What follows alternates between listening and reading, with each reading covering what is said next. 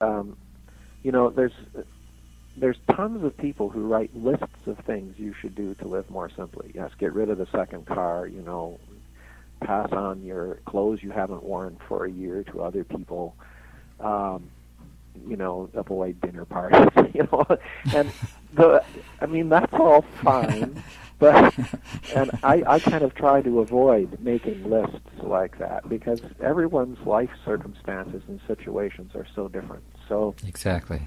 this is going to be an artwork that you're going to create consciously every day within the context of where you live and whether you have children or not, or whether you're elder or you're younger, wherever it is you find yourself. This unique artwork is going to follow from the inspiration you find in your mindfulness practice.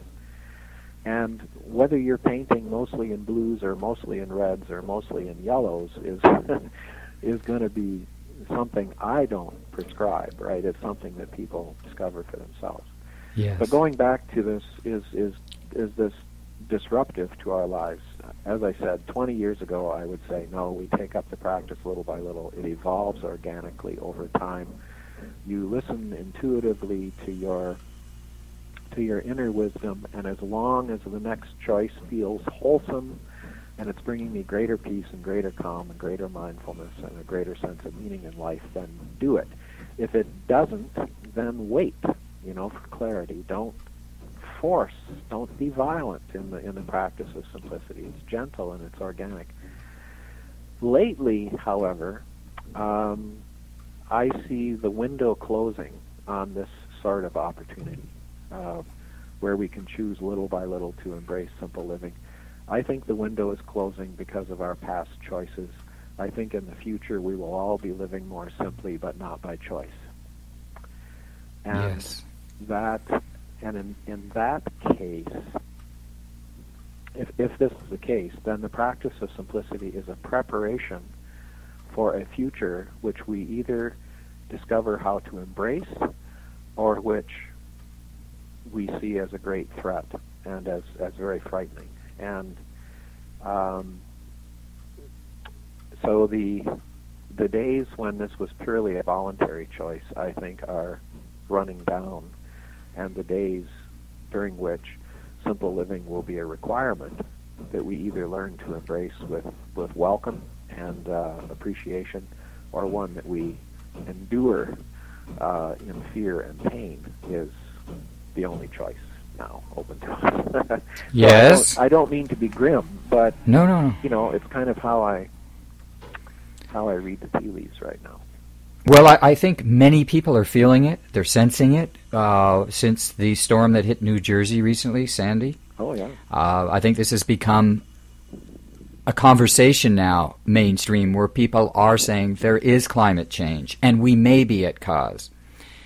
And we don't really need a scientific investigation to know what we can see. And besides, this is just my opinion, when we practice in a healthy way, mind, body, and spirit, we seem to be able to connect more with the damage that we do on Earth and try to be a part of its solution instead of involving ourselves in some of the problems.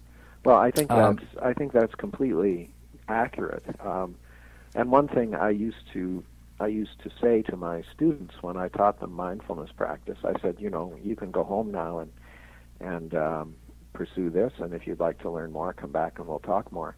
But don't leave with the assumption that that mindfulness necessarily leads to a blissed out state where I'm always ecstatic about life.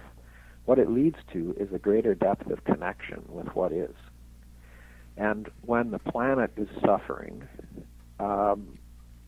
we feel it more. Now, that isn't pleasant, but it's ethically informative. You know, if you don't know the harm that your action or inaction is causing, then you have no basis for action, for doing anything different. When Yes. you do know and when you do feel it, and mindfulness practice reveals that, then it puts your actions into a different ethical framework. You know, suddenly I'm responsible. I'm responsible because I'm connected. You know, I'm as responsible for care of the planet as I am for care of my own hands and feet, because they're connected. They're part of me, right? Yes. So that the greater sense of connection and relationship and immediacy that we feel out of mindfulness practice brings with it not always pleasant sensations. I mean, we participate more directly in the suffering of the world, and also its healing and rejuvenation when that happens. So there it is. Thank you, Mark. Are there any other final words for the listening audience? Anything you'd like to add? I mean, everything is, I mean, you speak like a poet. You write like a poet. It really speaks to me. And I'm glad to have shared your wisdom with our audience today, this morning. Are there any other things that you'd like to say? Have we covered everything you wanted to, all the points you wanted to make? Well, you're very kind. And I would just encourage people to learn. You know, there are many excellent books and some excellent videos, certainly resources through your own websites and connections will feed this interest in simple living, and I just encourage people to take on their own learning process and explore it, try it to whatever degree is congenial. Be mindful of what it brings into your life, and if you discover, as I have, that it's wholesome and life-giving, then do more of that and less of things that make you feel bad. Thank you. Thank you, Mark. Well said. I need to ask you if people can contact you, and what phone number and email address could they connect with you? Yes, they're welcome to connect with me. I'm nowhere on social media, but I do receive emails at burma50@shaw.ca. So that's BURMA50 at SHAW.ca. And my phone number is area code 204-475-4233. Thank you, Mark. And you have material. This is more advanced material on this subject. It's at simplicityinstitute.org. And many of your writings post Stepping Lightly are published there by this group, and I encourage our listeners to go to simplicityinstitute.org to learn more. I will be posting the link to Amazon for Mark's book. It is also available in Kindle format for those people who are now saving paper, saving trees, and using these electronic instruments to read. And Mark, are you available for consults, speaking engagements? Is that something less and people... less? Okay, all right. I'm retired, and I'm increasingly conscious of the carbon footprint that travel makes, especially air travel. So I tend to confine my work exclusively to Canada, and pretty much entirely to the middle area of Canada where I live here.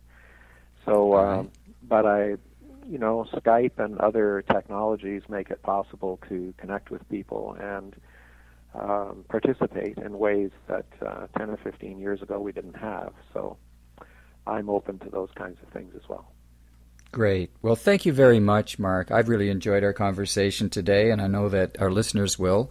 On a similar note, you had mentioned mindfulness. I'm going to post on our Next Step New Life website for our members a guided mindfulness meditation, so people can download and so they can start. This will be a good start for people to take 15 or 20 minutes out of their life once a day, twice if they can, to get into that inner world and to come to that point of mindfulness within, and then watch the changes without, whether it be in wellness practices or ecology. Thanks again, Mark. You're most welcome. I really appreciate it. Thank you so much. Bye-bye. Bye-bye.